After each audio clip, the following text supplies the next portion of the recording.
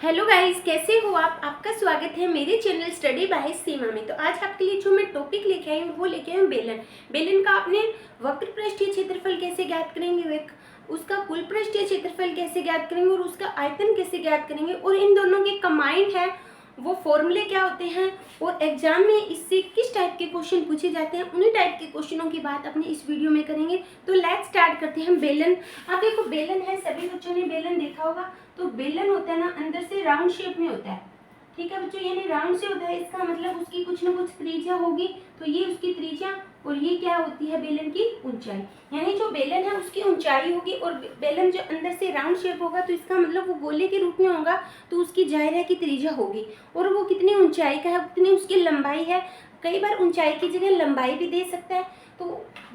तो यानी ऊंचाई दी होगी और त्रिज्या दी होगी, तो उस बेस पे अपने ज्ञात करेंगे। तो सबसे पहले अगर मैं बात करूं बेलन का वक्र पृष्ठीय क्षेत्रफल, बेलन का वक्र पृष्ठीय क्षेत्रफल, यानी इससे रिलेटेड आपके एग्जाम में क्वेश्चन पूछे जाते हैं। बेलन का जो वक्र पृष्ठीय क्षेत्रफल है उसका फॉर्मूला होता है अपना 2πr/h, यानी जो बेलन के तीन फॉर्मूले मैं आपको यहाँ पे करवाऊंगी, तीनों फॉर्मूले आप अच्छी तरह याद कर लेना।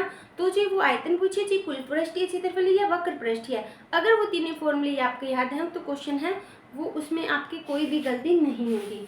अब देखो पाई की वैल्यू मैंने पहले भी करवाई थी, पाई की वैल्यू में से 22/7 हुई है, कई कंडीशन में वो 3.14 भी दी होगी।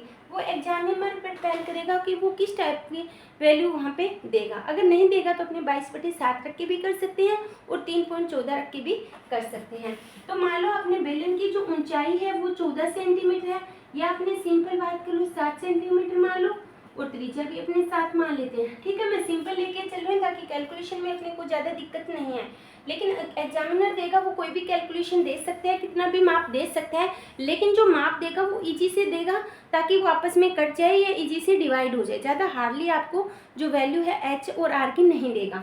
ठीक है बच्चों, तो अब मान रखते हैं 2 × पाई की वैल्यू 22/7 रखते हैं, आर की वैल्यू 7 है और इसकी वैल्यू 7, 7 से 7 कैंसिल, ये हो गया 44 × 7, तो कितना हो गया 28, और 3 बचा 2800 और 31, 300 सेंटीमीटर की क्षेत्रफल है तो स्केयर आएगा।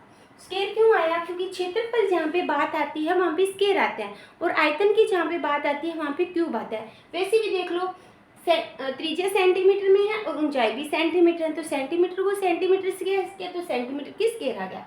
उसकी बात करते हैं बाद में बेलन का कुल पृष्ठीय क्षेत्रफल। बेलन का कुल पृष्ठीय क्षेत्रफल वो क्या होता है 2πr और r+h। जो मैं टॉपिक आपको करवा रही हूँ ना, जैसे बेलन करवाऊंगी, गोला करवाऊंगी, उसके बाद शंकु भी करेंगे, और ठीक है बच्चों, तो ये जो आपके या तो कंपटीशन एग्जाम में क्वेश्चन पूछे जाते हैं, या फिर जो 9th और 10th है ना उसमें ये आपकी जो स्पेशल है वो टॉपिक दिया हुआ है जिसमें पूरी डिटेल दी हुई है। तो अगर यहाँ पे कर लोगे तो उसमें आपको ज़्यादा दिक्कत नहीं आएगी।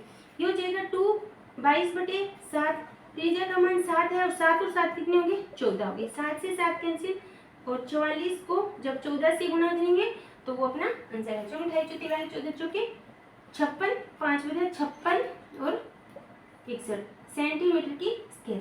तो ये तो आ गया अपना वक्र पृष्ठीय क्षेत्रफल और कुल पृष्ठीय। फिर बात करते हैं अपने बेलन का आयतन। बेलन का आयतन, जो आयतन का जो फॉर्मूला होता है वो होता है πr²h। अब यहाँ पे क्यूब क्यों आता है, देखो 8 सेंटीमीटर की स्केयर है, यानी जो त्रिज्या वहाँ पे यहाँ पे 2 बार लिया, तो यानी सेंटीमीटर की स्केयर, ऊंचाई भी स्केयर में है, तो जब स्केयर को सेंटीमीटर से तो सेंटीमीटर की क्यूब आ जाएगी। ठीक है बच्चों, तो 22/7, 7 × 7 × 7, ये 7 से 7 कैंसिल, तो 22 को जब 49 से मल्टीप्लाई करेंगे तो अपना डायरेक्ट आंसर आ जाएगा। वो भी किस में आएगा सेंटीमीटर की क्यूब, क्योंकि ये भी सेंटीमीटर में, ये भी सेंटीमीटर में और ये भी सेंटीमीटर, यानी जब तीनों सेंटीमीटर में है तो जाहिर है कि वो सेंटीमीटर की क्यूब आएगी। तो ये था अपना बेलन वाला टॉपिक। बेलन में वक्र पृष्ठीय, कुल पृष्ठीय और आयतन तीन ही प्रकार के फॉर्मूले पढ़े जाते हैं। अब बेलन को जब अगर 3 फॉर्मूले अच्छी तरह याद कर लोगे तो इससे रिलेटेड आपके क्वेश्चन कैसे भी पूछे जाते हैं आप इजीली से सॉल्व कर सकते हो। तो आई होप आपको ये वीडियो अच्छी लगी होगी। वीडियो अच्छी लगी तो लाइक जरूर किया करो बच्चों, और ज़्यादा से ज़्यादा इस वीडियो में अपने दोस्तों में शेयर करो। अगर मेरा चैनल सब्सक्राइब नहीं किया तो प्लीज़ चैनल को सब्सक्राइब करना। थैंक यू बच्चों।